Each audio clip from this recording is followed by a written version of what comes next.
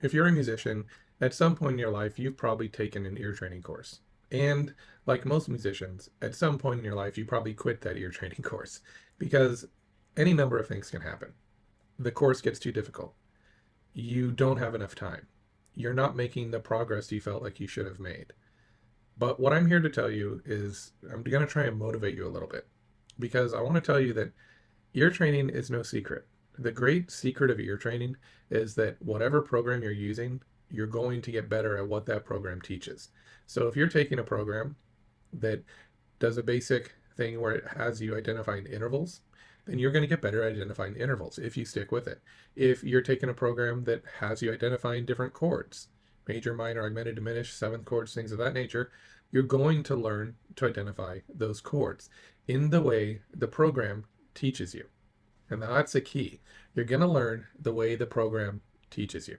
So if you take a program, just as an example, that plays a perfect fourth, and it tells you to identify it, okay, you'll say perfect fourth, and then you get a fifth.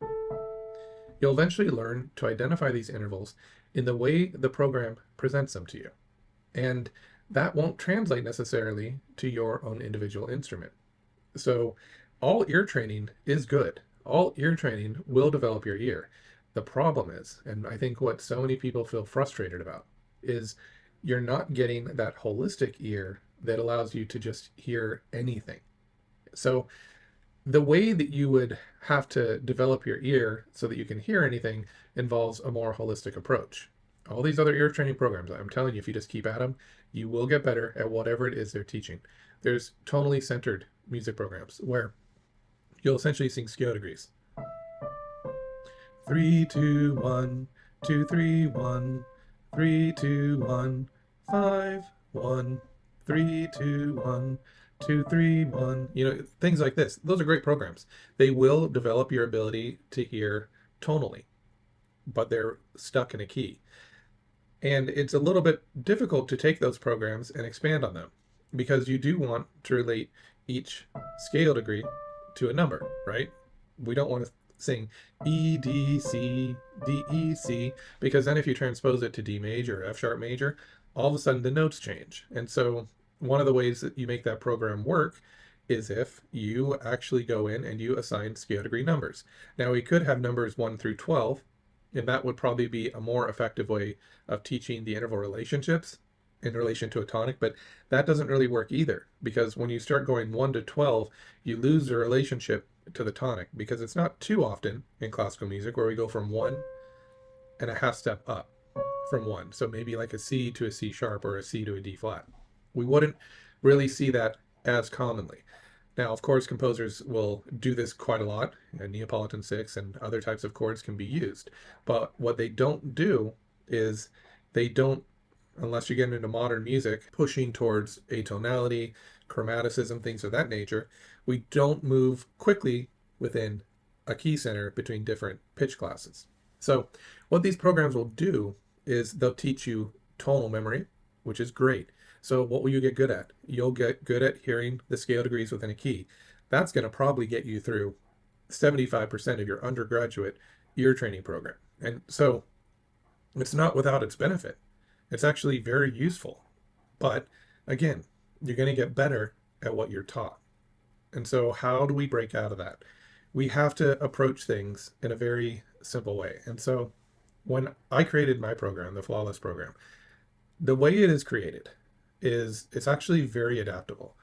I realize that people can't come in and do a 30 to 45-minute ear training session per day, even if that is ideal. Even if that's going to give you the best results, there is a thing called burnout. There is a thing called I have to live my life. And there is a thing that can happen if you're tired and you do ear training, you actually get diminishing returns. So it's difficult because you really have to approach your ear training with fresh ears. That's why usually the morning would be a good time, or maybe at night if you're not too tired and you want to use it to relax, that's a good time because then you go to sleep and it was the last thing you did that day, your brain may be more likely to focus on it as you sleep and make those connections that'll help you be better the next day. But what we want to do here is we want to try and come in every day and do some sort of ear training. So the way I designed my entire Flawless course, everything so far and everything going forward, is if you press play and you listen to the first 2 minutes, you're going to get a basic drill that's going to kind of freshen up your ear and help you develop a little bit. And then if you can listen up to about 5 minutes, you're going to get some additional drills. So the drills are really placed in priority of what I would like you to be able to accomplish. So if you can only do a few minutes, just listen to a few minutes and you would be able to go through these foundational drills that develop your ear. If you can spend more than 5 minutes, you're going to get a little more advanced drill. So you're going to go past the basics and you're going to start to get drills that I feel are important on the days when you can spend more time. And it works that way throughout the entire course. From beginning to end, you just spend as much time as you can, even if it's only 30 seconds. You get in there, you press play, you do 30 seconds of a drill, and then you go about your day. And then maybe you come back later and you do another 30 seconds. So that is actually a way for you to develop your ear, right? So we want to make sure that in order to see results, we get in there and we practice every day. Now, other ear training programs, when you use them, you would only practice 1, 2, maybe 3 skills, and that's not going to give you the best results. So what do you need to have an ear training program that really works? Well, I think you need to start out with basic unlocking drills and foundational drills is really what I like to think of them as, where we are building the foundation. We're building the foundation that everything else can stand on. If you have a weak foundation, it doesn't matter that you can hear a perfect fifth. If you can't, for example, if I play this note here and I say it's C, and then I go to the next note. If you can't tell me that I just played C and D, that is a foundational issue. If I play this, if you can't tell me what the lower note and the upper note is, not by name, but by singing it, bum, bum, if you can't separate those, and then if also when I play them, you can't listen for that lower note and it kind of comes out very faintly, and that top note, if you can't hear that note come out, then you're missing an aspect of your training, a very important aspect, a foundational aspect. So going back to how most ear training programs work, they'll teach you intervals, they'll teach you chords, they'll eventually start teaching you chord progressions. They go up in what they perceive to be varying levels of difficulty. So they'll start with what are assumed to be simple drills. Like maybe they don't even tell you what the interval is. They just say, is this interval smaller or larger? Which interval is smaller or larger? This one or this one? And you would be expected to say the second one. And so then if you can pass that drill, then they'll say, great, is this a major third? Which one's a major third? And you'd say the first one, and then you pass that drill. And then they start having you sing intervals if it's a program that allows for that. And they gradually will try and increase the difficulty. But what happens here is when you reach a certain level, when you're able to identify all of your intervals, you don't have the foundation. And so now when these programs move from intervals to chords, there's a gap. And then when we move from chords to chord progressions, there's a gap. And so you need a bridge to connect these different elements. It's not that the sequence in a lot of these programs is bad. The sequence is pretty good, actually, for most of them. And I've taken a lot of these programs and I've kind of evaluated them, and the concepts they teach on paper are great. All of them are great. But without a bridge that leads from one activity to the next, guess what? You feel lost. You feel confused. You feel like, oh, I'm never going to be able to develop my ear. My ear's too stubborn. And you give up because it's tough to come in every day and not see improvement. But even with those programs, I have to tell you this, there is improvement happening. If you are spending time developing your ear, you are spending time trying to hear whatever drill it is that they are throwing your way, you will develop your ear. It just might not happen in a way where you can say, I'm a little better today, I'm even better today, and then the next day you get a little better. You won't necessarily see incremental improvement. In fact, a lot of times what will happen is you won't get that incremental improvement, but you will suddenly see huge leaps in development. You'll all of a sudden be able to do something that you just didn't think you'd ever be able to do, and then you realize, oh, all that training worked. But this only happens if you just keep at it day after day after day. And that is one of the reasons why, especially in the beginning of a program, I get this a lot. People are always asking me this. They say, can I do it in the morning and night? Can I do it morning, afternoon, and night? Can I practice individual exercises? The answer is no, because what you're going to do is, one, you're going to burn out, and two, you're not going to make that consistent progress. It's not about how much time you put in each day. There's a limit. You should do 30 minutes to an hour 45 minutes is about the sweet spot. Even 5 minutes will help you slowly develop your ear. So it's not about the amount of time you put in. In fact, in some ways, less effort, it's concentrated effort, like less time, more concentrated effort is going to be better for you than spending 10 hours a day trying to develop your ear. How do I know this? I've actually tried this for you. And I have done this as an undergraduate, as a graduate student, and what ended up happening was the more time I spent, the less I could hear. I think it actually damaged my ears for a little while because when you're doing 10 hours of ear training, you can't do it at a high level. You lose your ability to kind of listen in deeply, and the ear gets tired. So the ear's not really a muscle. It's not even really something that, I mean, obviously it all comes back to our brain and our senses, but there's something about developing the ear, specifically with ear training, where the ear gets fatigued and things start to all sound the same after a while. And so you want to avoid that. You want to avoid that by just coming in every day. Know that you're putting in your work. Think of it as your daily vitamins. I mean, I don't know that vitamins are great for you or not great for you, but let's say it's something that you would take each day for your health. Okay. You'd come in and you'd say, hey, I'm going to do my ear training each day. For better or worse, I'm going to at least spend a couple minutes. And if I feel like it, I can spend more. Later on in the day, I can continue where I left off. But especially if you're taking my course, the Flawless Ear Training course, what you want to do is not focus on any one exercise. Each day, you want to start from the beginning and go as far as you can throughout the day. So if you need to take a break, that's fine. But don't then start over at the beginning again if it's the same day. What you would do instead is you continue where you left off so you get all the exercises for the day. They are designed in a way where if you start with the opening exercise, you can actually do that every day and kind of see a benefit. But then if, like, let's say Monday you came in and you did the first 5 minutes, Tuesday you came in and did the next 5 minutes, and then you said, oh, Tuesday I had a lot of trouble with this one, so I'm going to do that again on Wednesday, Thursday, Friday till I master it.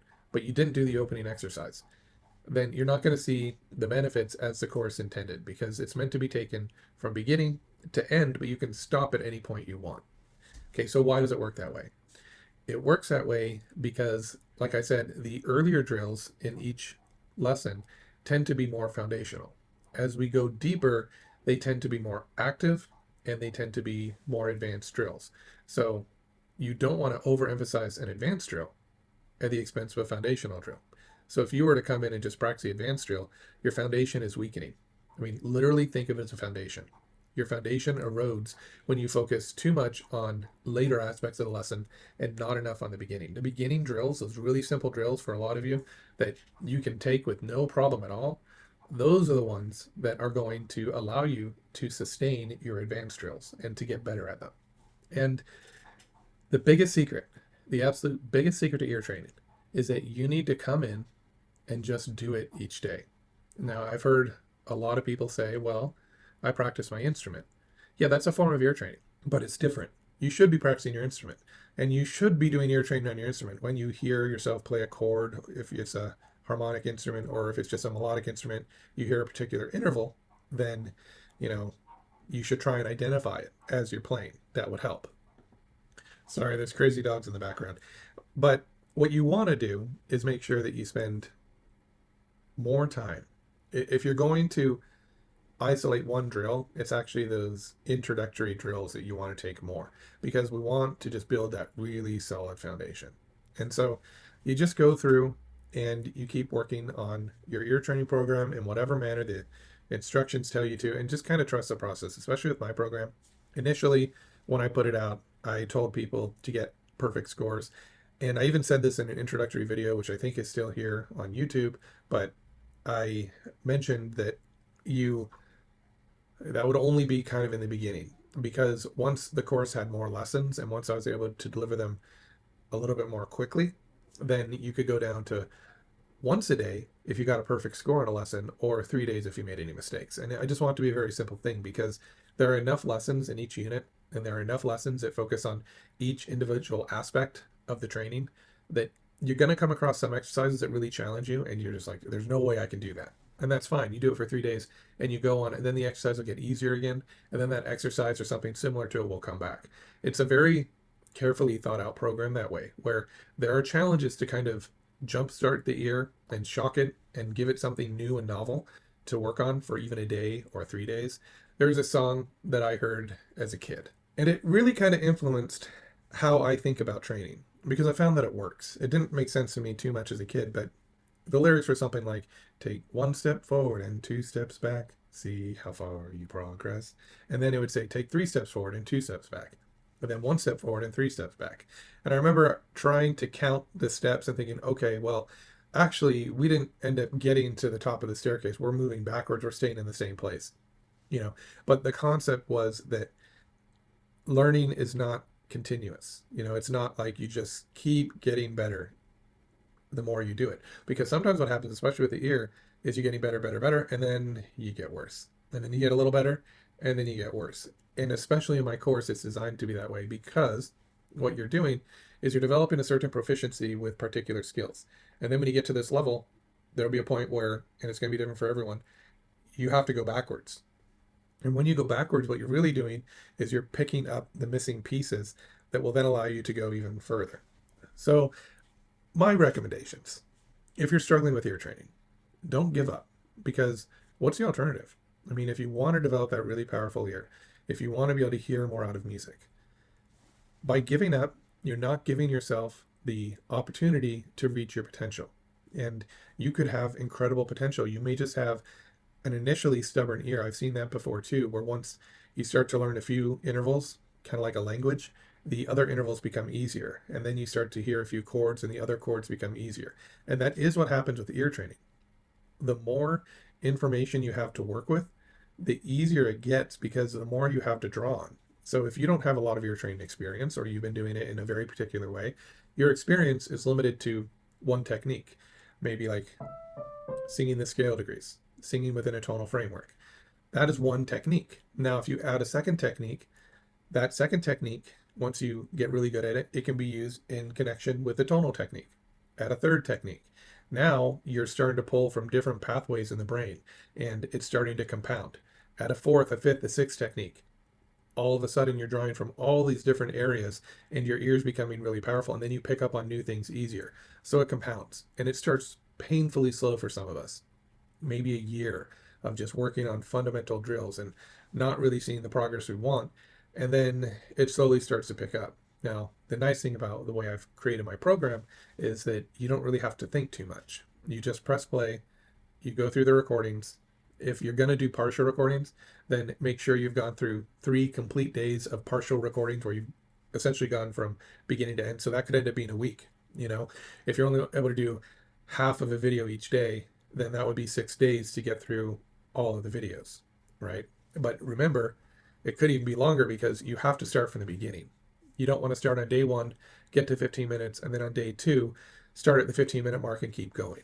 So I'm just trying to encourage you, because I just want you to know that ear training, there's no secret to it. It's just commitment and really devotion to coming in every day and doing the work. If you do the work, the ear will build. It just takes time.